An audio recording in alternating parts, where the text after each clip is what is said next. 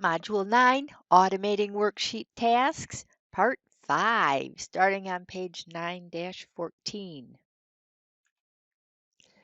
And you'll recall that we were working on 5 ways to give commands or set up automation in an Excel spreadsheet. And this is the one where we're going to assign a macro to a command button. So first we have to make the button, and then we have to do the coding to go with it. If you read the text up in the introductory box there on that page, you'll see that there are controls, what we'll call controls, that enable you to do commands or set up worksheets or so on to make it more organized and also partly automated. There are buttons, check boxes, option buttons, text boxes, and there are 2 general kinds of controls. You have a form control and an ActiveX control. We'll start with the developer tab, and then in the controls group, we're going to insert an ActiveX control here, and the kind we want is a command button, which is in the bottom group, the first item, the rectangle with a shadow on it. Okay. Now we're in, notice it, they didn't tell you that, but see now we're in design mode. When you can be like in edit mode or display mode for other software. Well, here, this is the design mode. So we can design, but we can't do anything with it. We'll shut that off when we're done. And we want to, I put a mark here so I know where it went. And yeah, don't ask about the one that's missing. That's all right. It won't matter. We're going to insert a button here. And it's too small. Oh, it's 13 and 14. It's too narrow at this point to hold all of the text, but that's okay because we're going to change the text anyway. Now what we do, now we made it, we placed it. Now what we're going to do is modify the properties. And so you can click properties up here, or you could right click and go to properties, take a pick. And this is our first time seeing this screen. So this is called a command button, and it doesn't have a name yet. It will. It's a type command button. Right now, the name of it, if you see, is command button 1. And there is a whole set of alphabetical features that you can modify. Okay. Now, there's also a second category called categorize. You see the 2 tabs at the top now? And it's the same information, but just in a different order. So use it in whichever order you want, but they suggested alphabetical.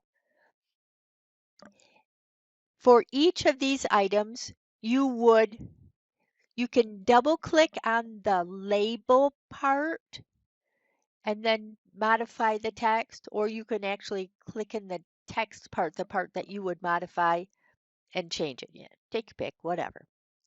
Alrighty. We're going to see, here's the double click method. In the name box, everything needs a name. This is a rule about programming. Everything needs a name. And I'll tell you what, I had to get out the magnifying glass. I have, going to take a trip to the eye doctor. Anyway, this one's going to be called quota button. That paragraph is so dense, isn't it? And this is not the text that shows on the button. This is the programming name of the button. And so in that case, we're going to use that same format I told you, where you don't put a space between words, but you put all the words together, and each first letter of the word uses a capital letter. Okay? So that's the format we'll use. And now if you notice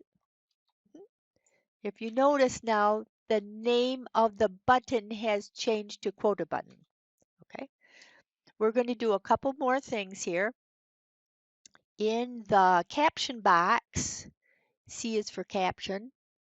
I can also click here. It's still 2 clicks, so, you know, whatever. And we'll write check quota. That's what's going to go down in the name of the box. And if you look here, you'll see that it already went in. We could, if we had a longer one, we could turn on the word wrap so it would go on to 2 lines. There are lots of things you can do, but we're just doing a couple of items. And what color do we want our box? So let's double click on the back color box.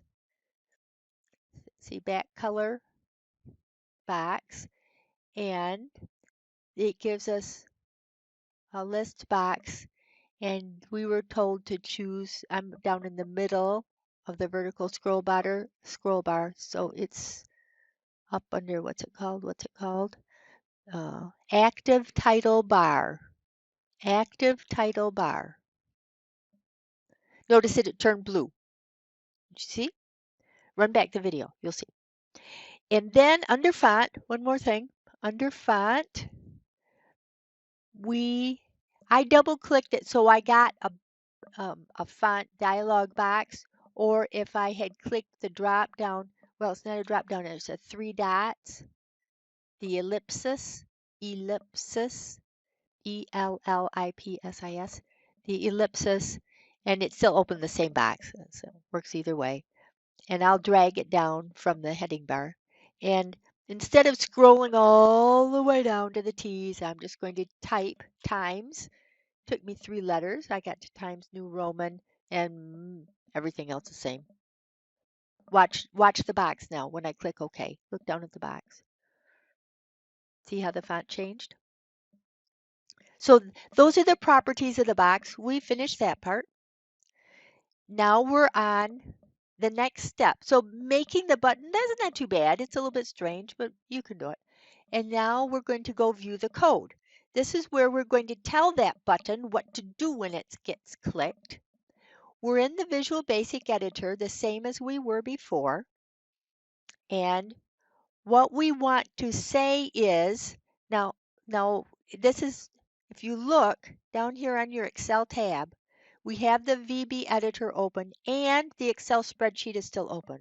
I can click back and forth between them. So let me go over here, and the instructions say, in that cell, you're going to say, compare the, oh, I don't have the total in there. I do have to add it. Oops, hold on, you're getting paused. I switched to my other version. Somewhere along the line I got mixed up on which one I was using. So right now this quota is empty.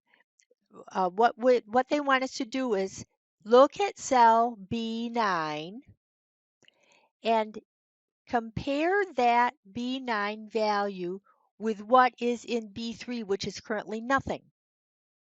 When you make that comparison, if the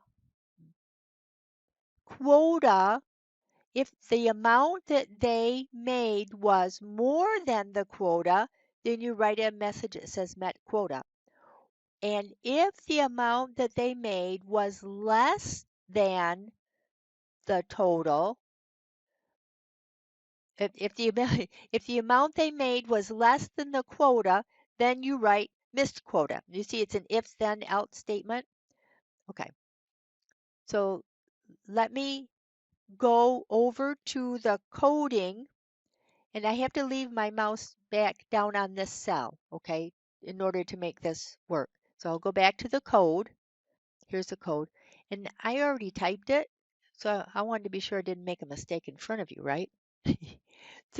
So, and then I copied it over and I made a nice big version for you to read in Notepad. In between, let's see, in between this subroutine or this procedure for the quota button, if somebody clicks the quota button, let me see, if I click once more, I can get, if somebody clicks the quota button, then here, remember, with an apostrophe is going to be my comments. If the total revenue is less than B3, then And the way I typed this was I typed blah, blah, blah, press the enter key, press the tab key, because I'm indenting in that section. Insert, does it have to be like that? No, but this is just procedures that we follow. Insert this phrase, missed quota, in cell B3. Okay, so now we're writing the code. If in the range of cell B9, we only have one. We could have more. But anyway, if in B9, if it's less than or equal to the small numbers on the left, you see less than or equal to, don't laugh. Lots of people get those confused. Then B3, what's in B3, then, and notice that this is blue, and notice that this is blue. Remember, these are reserved words. Then what you should do is select cell D3, and in that cell, type this formula. Formula starts with an equal sign. It's not really a formula, but that's just the way we do it. Equals, and since it's double quotation marks, you write that what I wrote in cell D3. So if B9 is less than or equal to B3, then in D3, write missed quota. So I think I have to hop out of here to go back over there. If D3 is less than D9, then over on this D3 cell, I'm going to delete it, D3 cell, write missed quota. Okay, let me pull this up beside it there. Okay, if B9 is less than or equal to B3, then in D3, activate it, click your mouse there, activate it, and write missed quota. On the other hand, here's the otherwise, and notice that on this screen, if we scroll, if we zoom in, it's green because it's a comment. Otherwise, insert met quota in D3. So we had if, then, and else. Okay. Otherwise, if that's not true, then select cell D3, and in that cell, write this formula equals quotation marks met quota and end if. So this is our if block, if and if, and you have to, oh, I can write, oh, okay, here. There, that's all one set of code, and it has to be printed in that order. The extra enter keys between the lines just make it more readable. The tab keys make it more readable. These things are for the humans. The computer doesn't really care, but you should really follow that format. Otherwise, nobody will like you when they have to come and see your code later.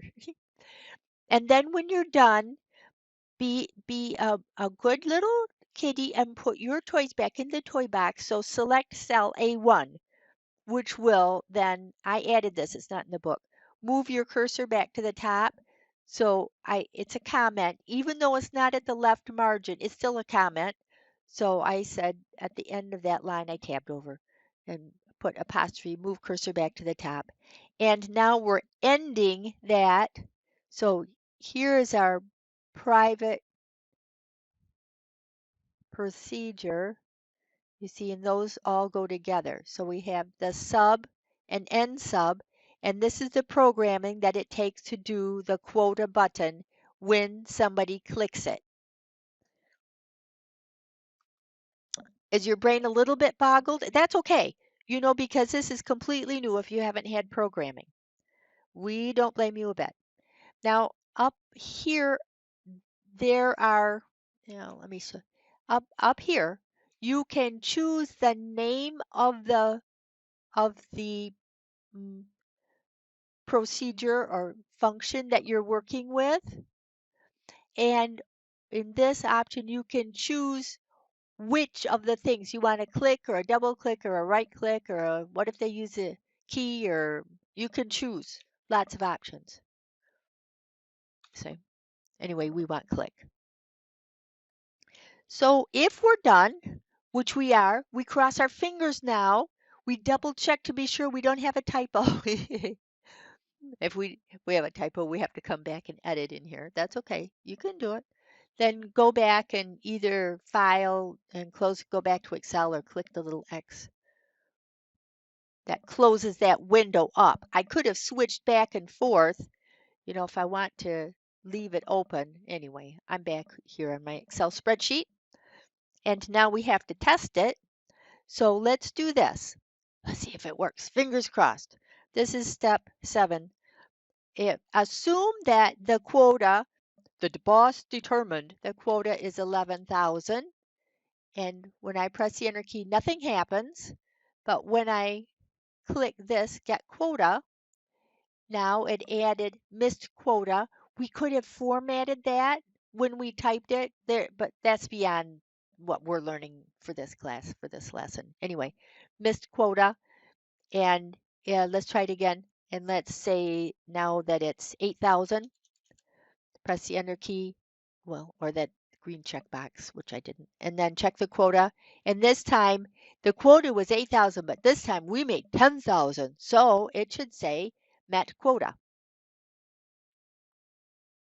If you have a mistake, if it doesn't work, you'll get some kind of an error message. Oh, yeah, by the way, you would have to go back and turn off design mode if it happened, if it doesn't work. Like if I left it on and I click here, see, it won't work. I get the 4-headed arrow, it doesn't work. So I have to go back to go turn off the design mode. And the other thing is then if we had to get back to the quota, well, mine, the VB editor still open, but you can always go back and click on the VB editor up in the upper left-hand corner. I mean, there are lots of ways to get back and forth. And don't mess in the rest of it. You don't want to do that.